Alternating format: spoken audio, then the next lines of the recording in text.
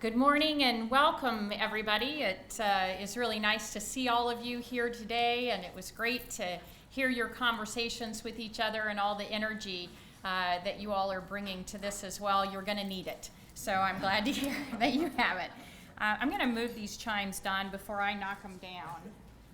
There. Okay.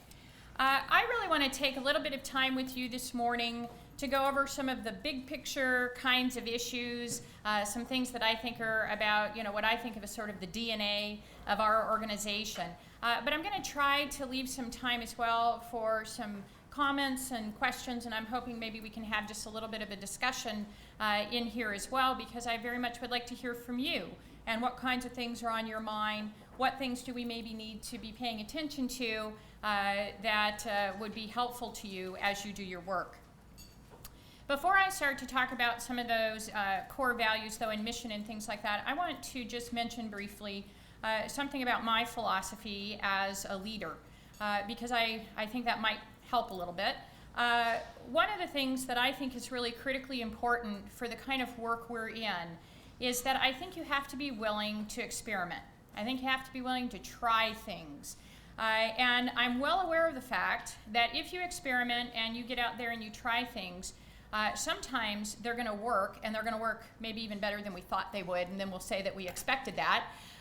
But sometimes they're not going to work quite as well as we thought they might. And I want to be really clear with everybody that I think that's okay. I think it's really okay for us to experiment and to try things and sometimes have them work better than we thought, and sometimes have them not work quite as well as we thought, and learn from it and then go on. We are a learning organization, and so an important part of how we operate is that we try things, they don't always work the way we thought, and then we learn from that and we go on. So I want you to understand that as you think about your work and as you have these conversations today. I want you to keep that in mind. The second thing I want you to know about my role as your leader is that I think there are different philosophies of leadership. My particular philosophy of leadership is that I think that my job is to be your champion, to make sure that I'm out there letting people know about your good work, the good work of our partners, the good work of our council members, that I'm talking about the things that we need, that I'm looking for ways to leverage resources. And then, quite frankly, my job is to get out of your way. And so that's what I'm trying to do on a regular basis. And so the more that you help me be your champion, the more that you're communicating and making sure that I know what your work is, where you're struggling, where there are gaps, the better that I can be that champion for you. And I take that very seriously, so I do hope that I'll hear from you. So let me talk a little bit about our organization and our sort of that DNA that I talked about. One of the things, if you don't know, and I know a few of you are sitting in the room who, I was sort of joking with a few out in the hallway about whether you're actually new staff or not, and I know some of you are here to share your expertise. But I want to make sure everybody knows that here at Iowa State University, we were the first in several things that I think you should be very proud of. The first is that this last summer we celebrated the 150th anniversary of the Morrell Land Grant Act. The College of Design and Extension and Outreach had an exhibit on the National Mall as part of the Smithsonian Folklife Festival. We were very proud to be there.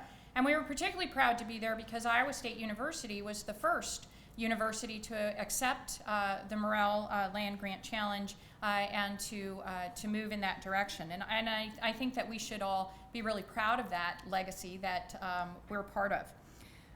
The reason that I draw your attention to this is because one of the things that I think is characteristic of the state of Iowa, and it's easy to forget when you're here and immersed in Iowa and the communities all the time, we forget how special this is.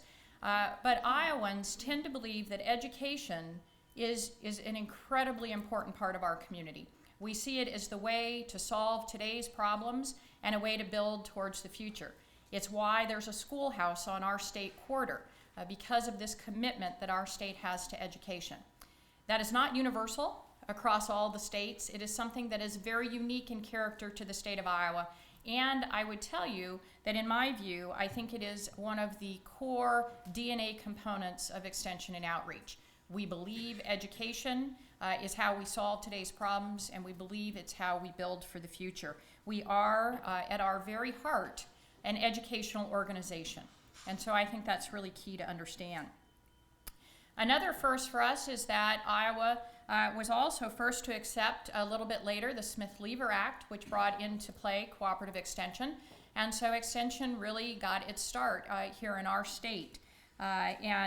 This last summer, even though we celebrated our state centennial a while ago, this last summer we started celebrating county centennials of cooperative extension work, and so we had 5 counties celebrating that. We are looking at a looming group of celebrations over the next several years as different counties start celebrating those centennials. We're really proud to be celebrating those things and hope to be able to commemorate as many of those as possible. But again, something I think to be very, very proud of. And that brings me to really the second point I want to make about our DNA. The first was this belief in education. The second is the adherence to work in the communities at the local level and with partners. 2 things that are so part of the DNA of extension and outreach that without them we don't really exist at all. The commitment to being an educational organization and the belief that we do this through our diverse and meaningful partnerships, that this is meaningful because we do it in community, arm in arm, shoulder to shoulder with the people who live in that community, dealing with the issues that are confronting our partners in the local communities. If you get those 2 ideas, you get an awful lot about extension and outreach. In the course of this last year, as I've worked in this role, I've had a number of people asking me, well, how do you make decisions? How will you decide what you spend resources on? What's this going to look like? Extension's kind of a big, complicated organization. What will drive the priorities? Those 2 things have been my answer every single time. That when I look to make a decision about where we're going to allocate resources, when I am trying to figure out what's the best direction for us to go forward, strategically planning, those 2 things are always what are driving the decisions. Does this help us to be able to work in the local community more effectively? Does this help us to deliver high quality educational opportunities to our citizens? Always, those are the questions that I'm asking. And I hope that they become the questions that you ask as you're trying to make decisions in your particular role as well. So we've talked a little bit about sort of this core DNA and who we are. Let me talk for a moment then too about one of the other questions that I've been asked a lot in this last year was why when I came in did we go from being university extension to being extension and outreach? And so I'd like to address that just a little bit as well. We've seen sort of this evolution. Originally, some of you in the room may remember when we were cooperative extension, and cooperative extension meant a very specific designation that tied to our partnership with our federal partner at USDA. And it was very specific to some programming, particularly in ag and natural resources, as well as what we called at the time home economics. And so that kind of comprised the cooperative extension. Here at Iowa State University, I mentioned we were first with extension. I also think we've been a real leader in thinking about how we keep our programs vital. And so in our evolution then, we also added in CIRIS, the Center for Industrial Research and Service, which is essentially our extension to industry and manufacturing. And that went beyond cooperative extension. A number of our programs as well in the community development and economic development area also extended past that. And so at a certain point in our evolution, we really became university extension of really trying to bring a wider array of programs to our citizens across the state. The evolution then to extension and outreach just takes that a step further. One of the things that President Leith has said is that he wants it to be a key metric of his presidency that we become the university that best serves its state. And I happened to be in one meeting with him at a Rotary meeting where a Rotarian stood up and said, President Leith, how do you intend to do that? And President Leith turned to me and said, Cathann, how do we intend to do that? What that should tell you is that President Leith obviously sees extension and outreach as being a key component in us being able to be the university that best serves our state. His intent is that all facets of campus, all colleges, will be engaged in serving the state, and he believes that our unit has a unique role in helping to build that capacity, that we have the relationships across the state, that we understand how to do community-based education, and some of our faculty do not. And so he really sees us as having that role. So he has encouraged me to work across all of our colleges, and we are doing that. We have renewed partnerships with the College of Engineering and with the College of Design. Just this last week, I've been meeting with the College of Liberal Arts and Sciences and also with the College of Business. Our intent is to have programs that operate from all of our colleges and from several of our campus units as well, which I think will enrich the programs that we have to offer the citizens of Iowa. I want to mention with that too, because sometimes when I've said that, I've had some people say to me, oh yeah, here we go again. We're being asked to do more with less. You know, where are the resources and things like that? I want to make sure you understand that I have communicated the importance of having the resources to go along with things that we're asked to do. So for example, in this renewed partnership that we have with the College of Engineering, it isn't that the College of Engineering just asked us to take on their outreach work. They reassigned all of their resources to Extension and Outreach as well. So their staff people, the funding that they had to support those programs, all of that has been transferred to Extension and Outreach for us to coordinate that programming for them. I think that's an important precedent. I'm not sure there's been too many times where a college has turned over resources like that to Extension and Outreach. Usually it goes the other way. And so I think that's encouraging, and I think that sends a message about that you don't get these high quality programs without these kinds of investments. So that's what we'll be looking for as well. So I want to talk just a little bit about the colleges, because I don't know, particularly for some of our newer staff, how much you know about this.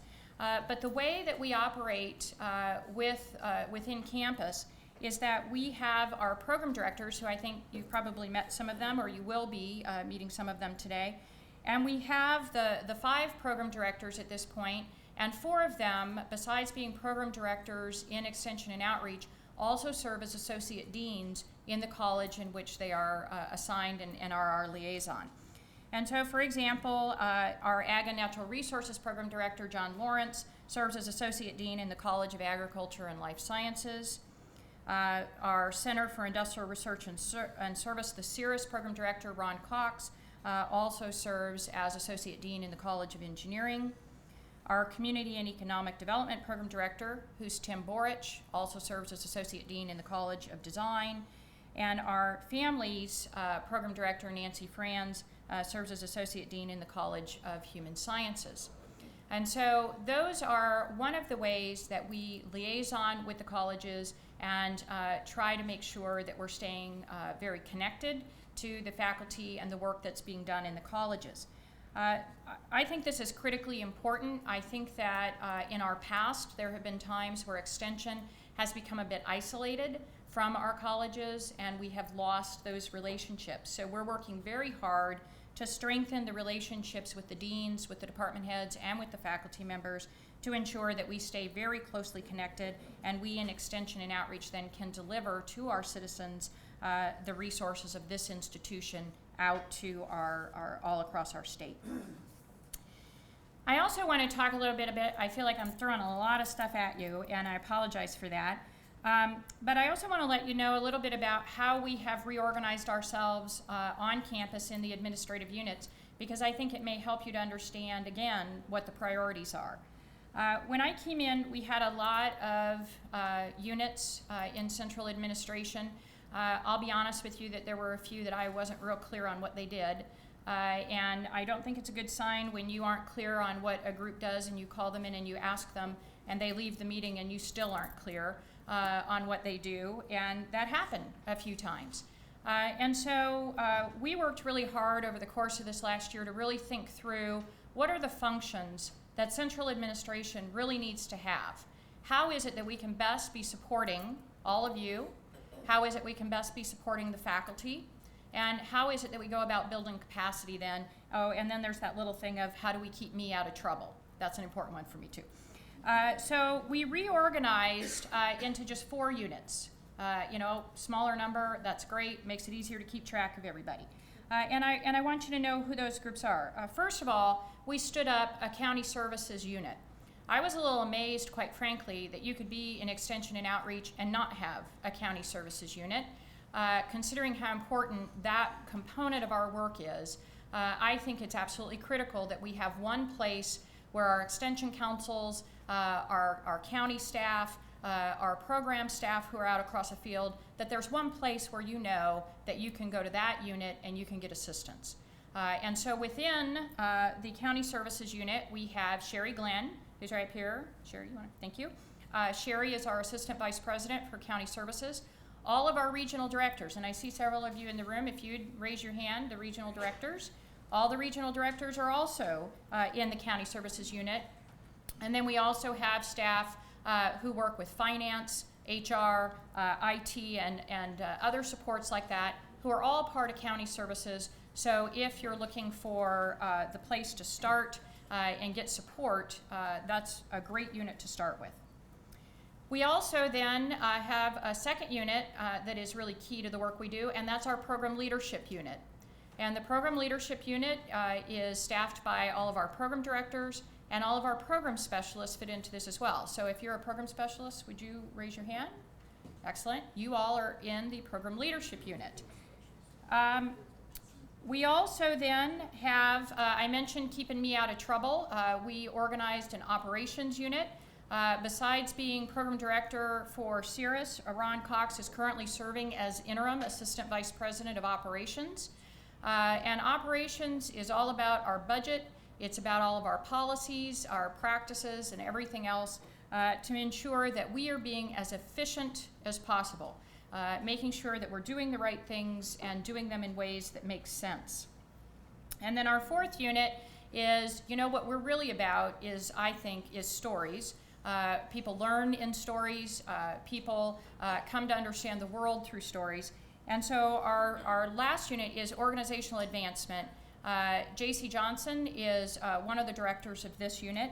And her responsibility is not only the marketing, but the external relations and the creating tools so all of us can continue to build our relationships with our constituents, with our stakeholders and others. Also part of this unit is professional development, reporting, being able to evaluate our work, and be able to tell our stories effectively as well. And so that's the unit that helps us to do all of those things. One of the things that group is helping us to do right now is we are focusing ourselves, and you'll see this at our annual conference. I hope that you will be in attendance at our annual conference. I know there's a lot of things competing against it in October, but we're working hard to create an opportunity for everyone to come hear from, I think, some really dynamic speakers and be able to network with each other around what we have identified as our signature issues. And so I want to spend just a little bit of time outlining the signature issues and what those are.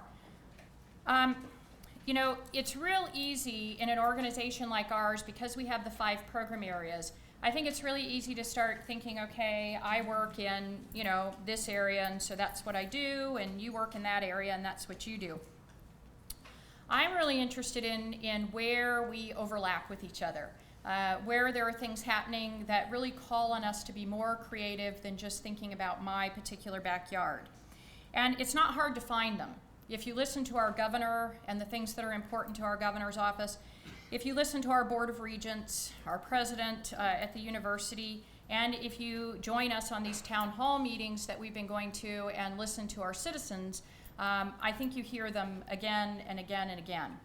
And so what we're really trying to do with the idea of the signature issues was to raise up a few themes, 4 themes, that we hear repeatedly as being high priority in our state. And the message I'm trying to deliver is, it is not that these just fall into one person's bailiwick. So, for example, one of the signature issues is K-12 youth outreach. We've heard loud and clear all across the state that our youth outreach is critically important, and that doing programming with the young people of Iowa is important. It's important to our governor in launching the STEM Hub program, for example, which we successfully competed and are the STEM Hub for this area and are supporting the STEM Hubs in all the regions. But obviously it's important to our regents and everyone else. Well, when we first started talking about this signature issue area, I think it was real easy for some of us to say, oh yeah, the 4-H youth development folks, they got that covered. And it's true, our 4-H youth development folks, I think, do an outstanding job of working with young people across the state. But the point of the signature issues is that we want everyone to be looking at them and thinking about what contribution can I make. So for example, as I met with some of the departments this fall, Kendall Lampke, for example, in agronomy, one of the conversations Kendall and I had was, so what will the K-12 youth outreach from the agronomy department look like, and how can we support that? And that's the same conversation we're having whether we're meeting with the psych department in LAS or we're meeting with the School of Education and Human Sciences or in the College of Design. And my hope is that all of us can be thinking about these signature issues and thinking about, are there ways that I can support or contribute no matter which one of those issues it is. So we've got the K-12 youth outreach, and I mentioned the connection with the STEM Hub. The second signature issue is economic development. And with economic development, what we're talking about here is really the activities that we do, the programming we do, that really helps us to work with our citizens to help Iowa's economy prosper and grow. And again, when I first brought this up, I had some people say, yeah, that's what Communities in Economic Development and the CIRIS program do. You know, the rest of us are kind of off the hook on that one. No, not so fast. I think that all of us have things that we can be doing as part of our programming to think about ways that we can support the economic development in our state. And we'll certainly have more conversations about all of this. The third signature issue is health and well-being, which aligns with the Governor Branstad's Healthiest State Initiative and his goal to make Iowa the healthiest state in the nation by 2016. Our programs here aren't just focused on nutrition. Really what we're trying to do in support of the governor has to do with financial health, it has to do with the physical health, it has to do with work environments, it has to do with the needs of unique populations, it has to do with how we've designed our communities. So it's much broader than just whether we had lunch at McDonald's or not. And our fourth signature issue is food in the environment. Food in the environment is really about ways that we ensure a safe, sustainable, accessible, and affordable food supply for Iowa, the nation, and the world. And obviously, this is one where we have a tremendous amount of expertise looking across the food supply chain, looking at productivity, looking at technology and market functions, all of the things that we already have a tremendous amount of programming going on in this area. And my hope is that we can continue to focus that programming in that area. So those are our signature issues. That's one of our major goals for this coming year, is to focus around those. Our annual conference is going to be designed around those 4 signature issues and opportunities to hear from researchers in each of them, people who are on the cutting edge of work in those areas. A second goal that we have that we're working on, and I think annual conference is part of that, this meeting is part of it, is to make sure that we are providing appropriate faculty and staff professional development. We heard loud and clear at last year's summit that this was a high priority, that we had not put enough resources into it, and so we will be continuing to do that in the course of the coming year. And then the third goal that I want to make sure you know about is that we intend to continue to broaden the capacity building all across campus and into the counties. Last year we had a strategic initiative process, for example. We'll be doing that again this year. We'll be doing a call for proposals here in actually just a few weeks. We've moved it to the fall this year to help with planning. And we're looking for other ways to be able to leverage resources, to make them available so that you can try new things, pilot programs, and get going. To assist with all of this, we've also been experimenting with several different things. I think probably most of you know about the program catalog that just launched that's intended as a tool we had heard from a lot of Extension Council members that they didn't know what programs they should be implementing locally because they didn't know what was available. And so the idea of the program catalog was to give them a tool so they could start to understand the breadth and scope of our work. I want to emphasize, though, that that's a tool. And the secret to that tool working is for all of you to be working with Extension Council members and helping them understand what that kind of programming could look like locally. And so it's not intended to just be able to stand on its own. It's intended to be a tool for the conversations that we hope will follow from it. So that's a lot of information, and I realize that, and I appreciate your attention through it. I'd like to open it up now if you've got any comments or questions, and I'll certainly try to answer them. Or duck, whichever.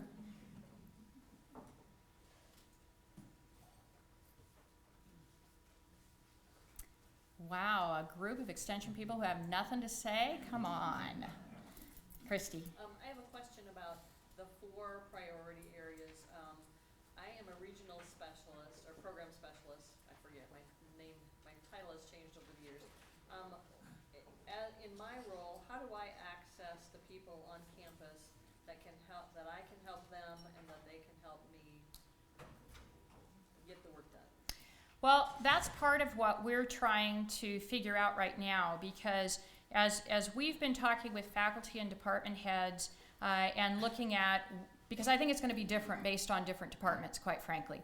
And so with some of them, I think they already have really strong connections with some of our faculty and our specialists, and so trying to build those relationships, I think, is not very hard. In some areas, though, they barely knew Extension existed. In those, I think realistically we're going to have to figure out, what does that look like? Is there a liaison role that we need to create? Is there some other kind of support that we need to provide to make sure we can facilitate those relationships? I think you can have the most talented people in your program specialist role and the most talented faculty members, but if we don't figure out how to bridge that gap in between there, it's going to really limit the potential of our programs. And I think that's where we've ignored our programs. So I don't have the exact answer to it, Chrissy, but we are working with the departments trying to ascertain what that could look like.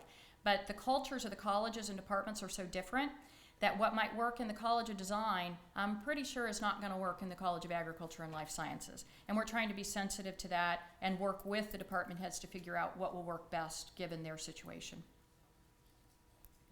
Thank you. Mm-hmm.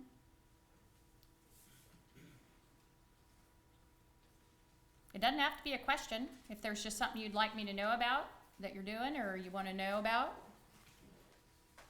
No? Please.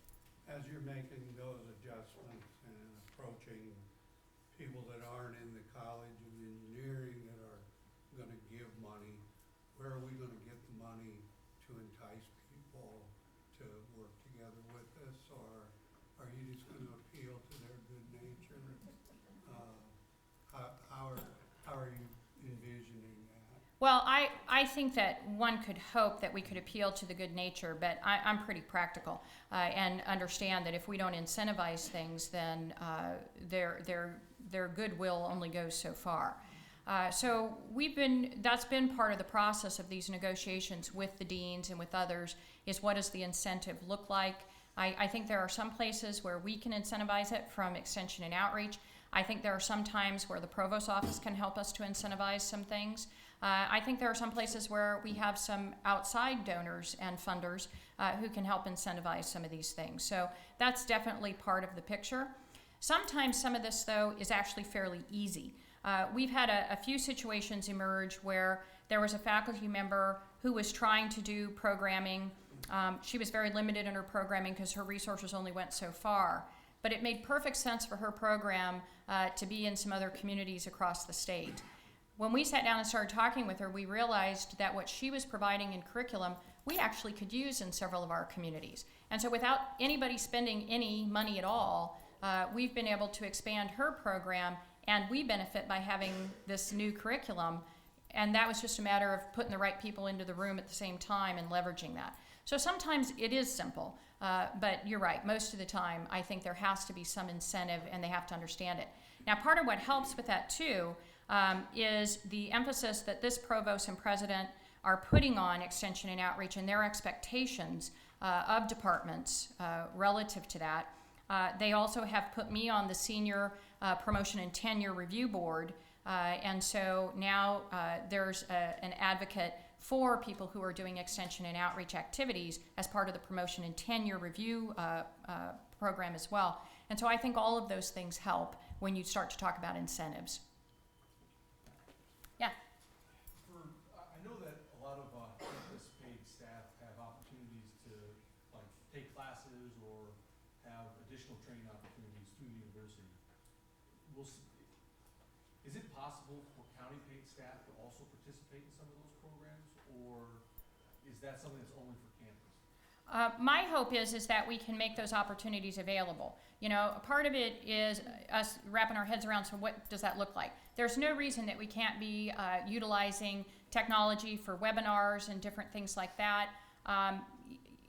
You know, when we think about the professional development, we're trying to think about a continuum of professional development that makes it possible, whether you sit in one of the counties or whether you sit on campus, for you to avail yourself of those kinds of opportunities. So we are trying to think about how we do that in ways that are practical.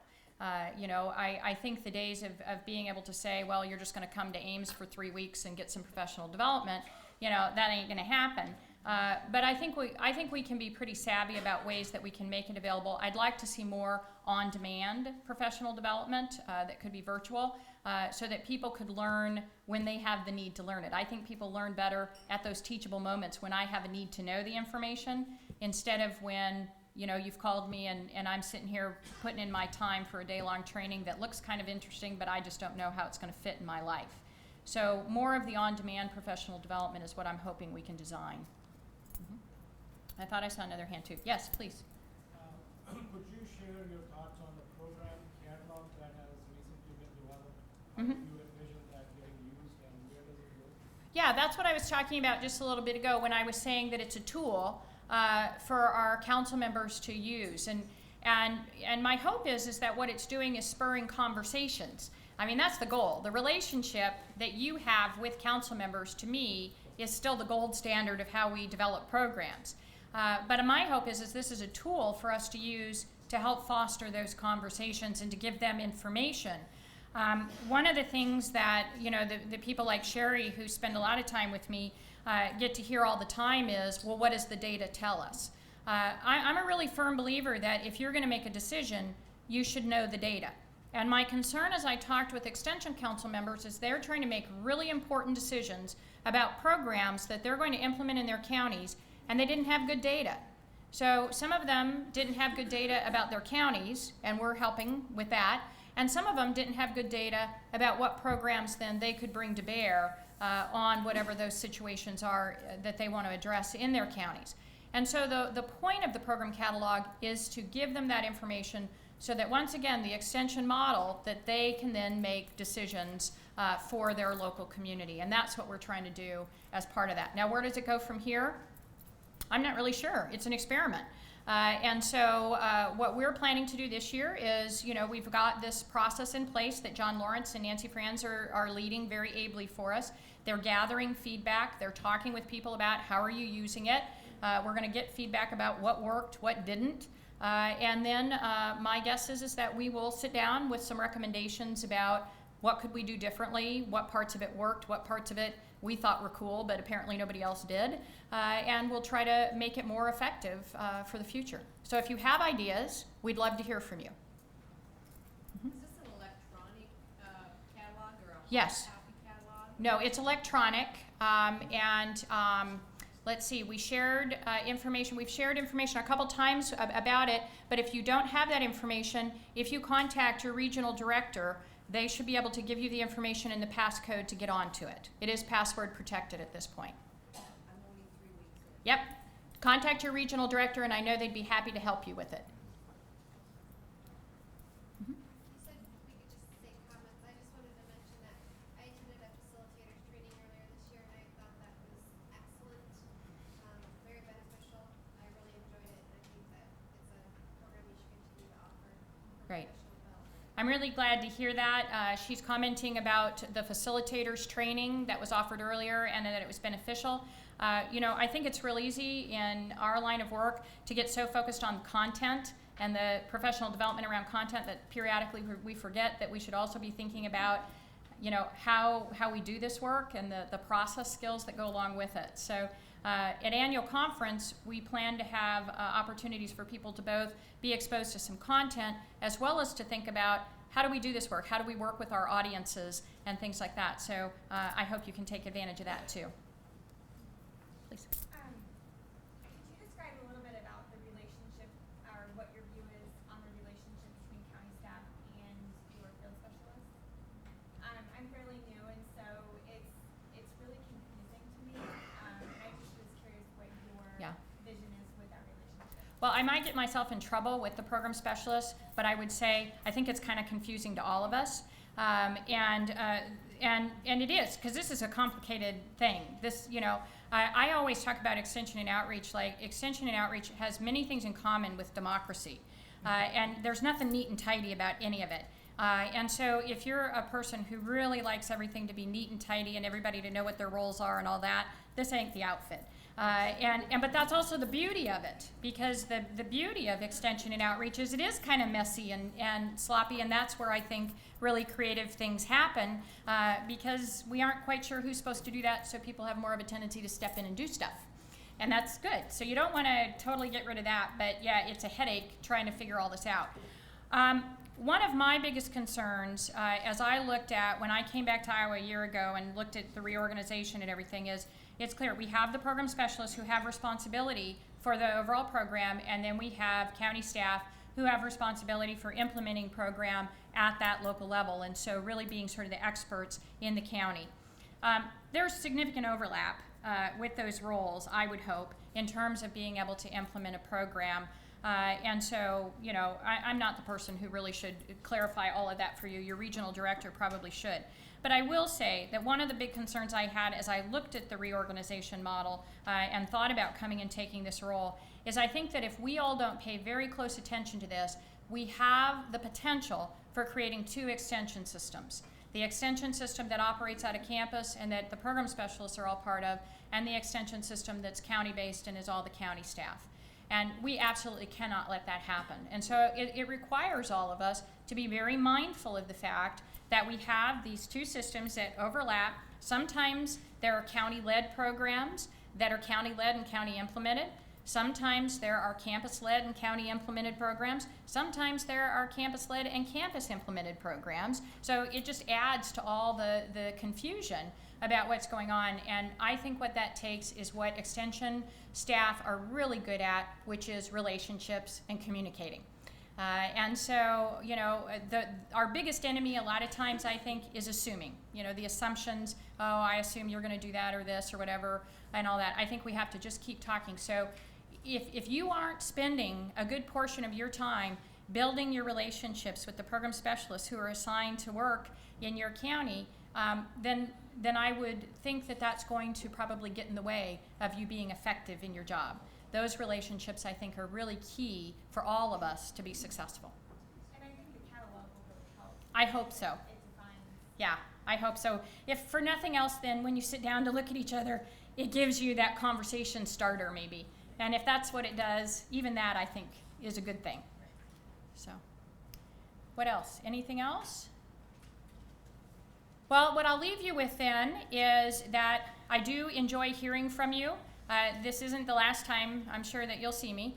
And my email's pretty easy. It's cathann@iowastate.edu.